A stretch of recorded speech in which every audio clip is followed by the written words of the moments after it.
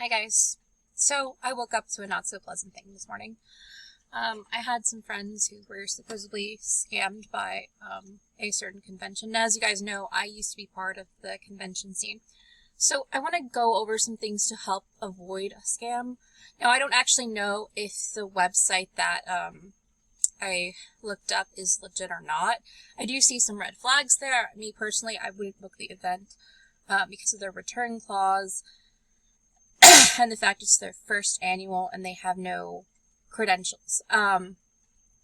Pick and choose who you deal with very carefully. Supposedly the vendors that were scammed, they were approached. It is not normal even for a first-time convention to approach you unless they have a booth at another event and they're trying to get their event out there. Is it okay for a convention to market that they're looking for vendors and approach vendors? Absolutely. Some of them do it, but like I said, typically they're not going to go out of their way and look for vendors and be like, hey, do you want a booth? This is how much it costs. That's not normal unless they're at an event or if they're somewhere where they're trying to have their voice. The fact that this event was supposedly messaging people on Facebook and whatever other social medias is kind of a red flag. Again, I'm not going to dish the website because I don't know for sure or not. I was not one of the vendors that applied, but I do want to teach you guys what are some red flags. For starters, never pay for your vendor table through Cash App. Big no-no. Big no-no. Do not pay through Cash App. Cash App does not protect you. So if you have a scam and you gave your money away, it's a good chance that it's gone. Do not use Zeal. Zeal is used to pay people, and it goes to a bank directly. But it also does not give protection. Venmo is a little gray because Venmo tries to protect businesses. But even then, I wouldn't use Venmo. I would use Square. I used to say use Everbright, but I was looking up on their rules and terms. They have changed their rules a bit too. I also noticed that this particular supposed convention that these people got scammed about did not have, is using Everbright. And it says on Everbright, contact the vendor. Everbright used to give a refund guarantee. So if you got scammed or something, they wouldn't take back the fee because Everbright has a fee for using their services. They wouldn't give you the refund on the fee for the ticket, which is normally $2 to $5 the fee, because that's what that website gets to keep. No matter what the website keeps that, Everbright keeps that. But maybe Everbright was losing a lot of money that way. I don't know. But they changed their return policy. Now you have to go to whoever's selling the tickets directly. So, a lot of people use Everbright. Like I said, I used to recommend Everbright, but that's no bueno, as they say.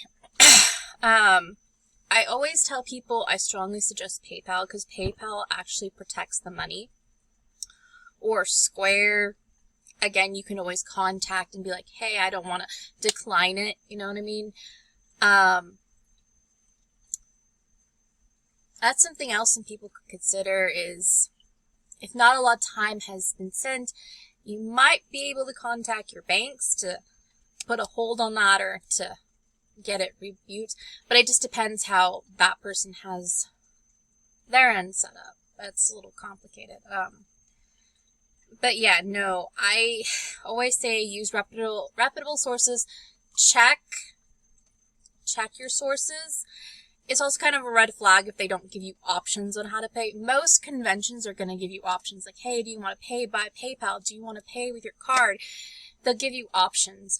I am going to go ahead and show you guys 2 websites and 2 conventions that I really do trust. One of them I worked with personally. The other one I've attended several times and almost volunteered for a couple times. Again, I can't fully speak on those supposed spam, but because I wasn't one of the vendors that booked it, but I did read a lot of bad stuff about it, and supposedly this is not the first time this person has done that. But anyway, that's That is what it is, I guess. Okay, so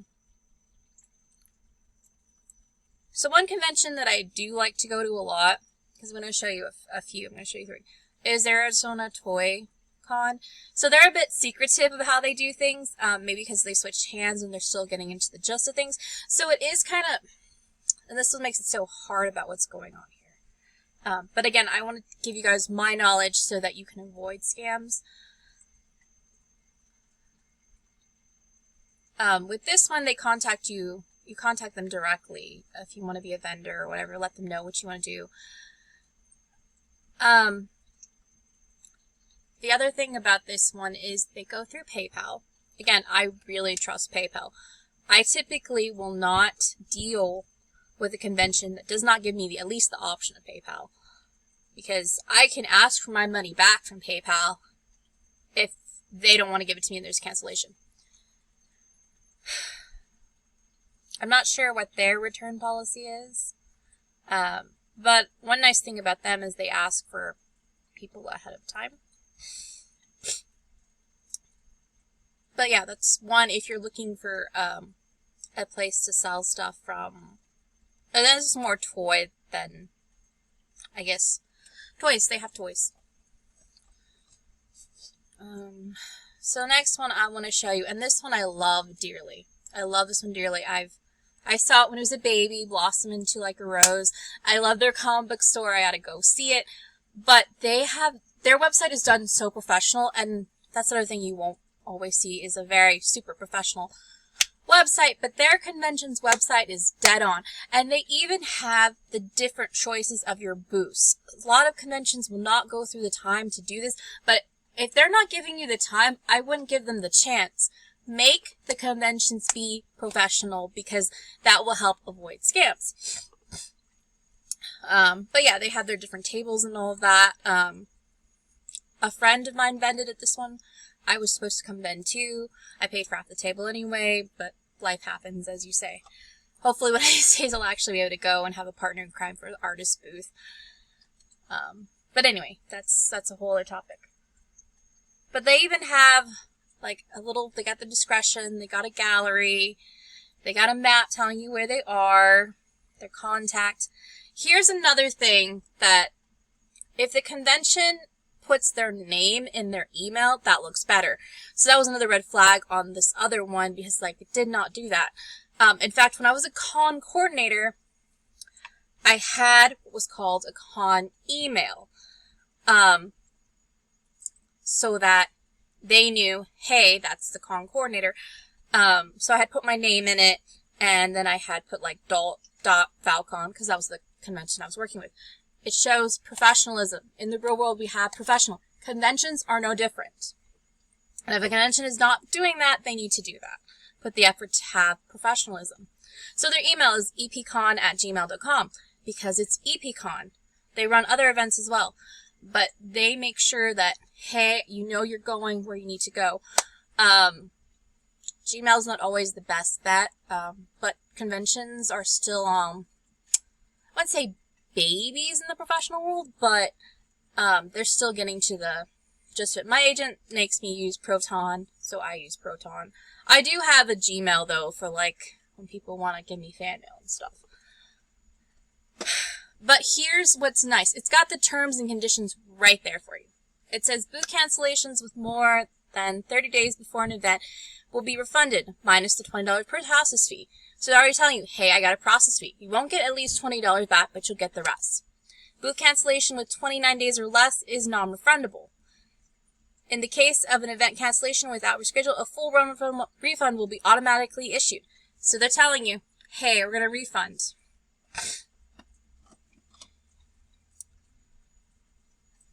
And it's through, but yeah, so this is the legit one. This one's a fully legit one. And this one, like I said, I've actually taken time to work with. I've volunteered for. Even had a table, even though I wasn't physically there. But they are good. They are really good. So if you want to book a con, I would recommend EPCon or any of the people associated with EPCon. It's switched hands so many times, but the people running it now, they got their act together, so. And it's very professional. Another convention that's been there for a while, San Japan. It's anime based. I've gone to San Japan a couple times. They have the vendor layout already, which is always a good thing. Like, if they're putting your name on the block right away, cool, awesome. That also shows professional, like, hey, here's your spot, we've got a written code, rang, we got your money, you know, that type of thing. Then they've got a list. Shows professionalism. They've got different things, they got it there. They don't have their return policy, like if you don't cash out or something. But my rule of thumb is if a convention is not going to give you a refund policy, or they're going to say no refunds from the get-go, I probably wouldn't work with them, because that's just kind of fishy, in my opinion. No matter how big they are, no matter how long they've been around, that's just fishy. So I just wouldn't do it. I don't do it. Of course, I even go to a lot of the conventions I go to through a business transaction or negotiation. So,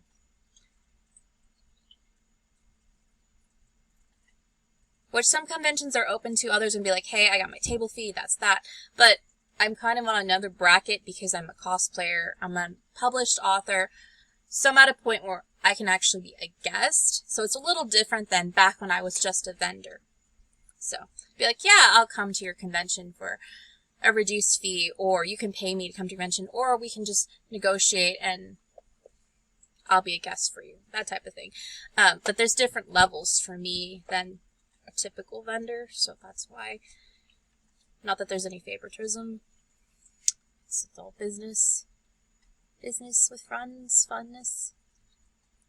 Also, if you are looking to book me, you can go to my website and email at foxymoxymedia@gmail.com.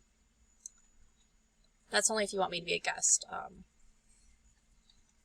Or if you want me to help with a cosplay contest, you know, inquiries there. Please make sure your convention's been around for at least 2 to 3 years. That way you have something to look up to check legitimacy and all that jazz. And contact me through an email that is posted on your website.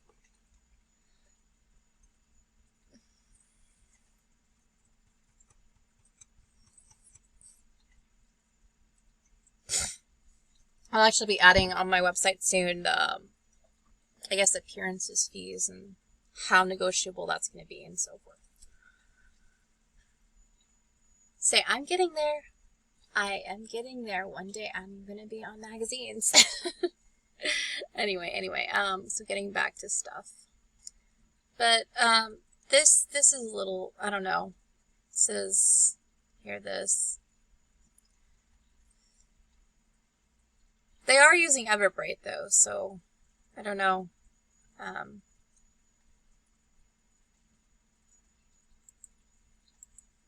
I don't know if it's like someone used their name, though, and that's where it's not.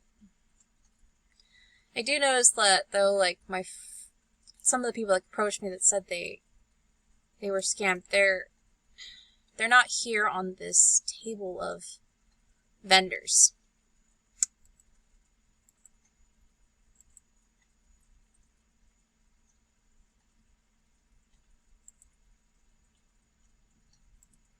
So I don't know if maybe there's someone posing as them or not. So that's the only reason I'm not going to call it out. I do know that if you guys do know this is a legit business, please let them know that someone's going around, like, saying they're them. But again, I didn't book it, so I don't actually know, and I don't want to spread anything. I do know that my friend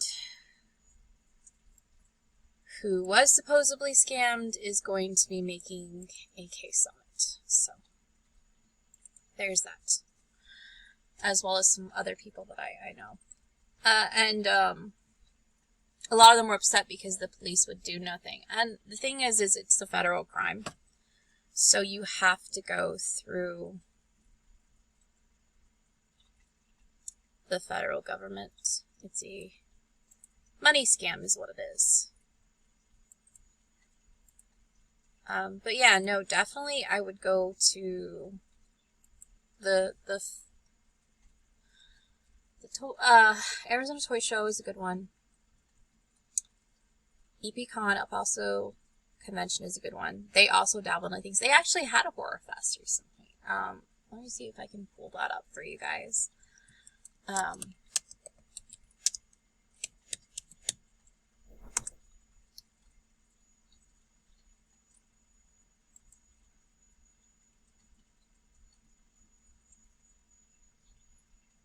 So they're sponsored by Zia, Home of Horror.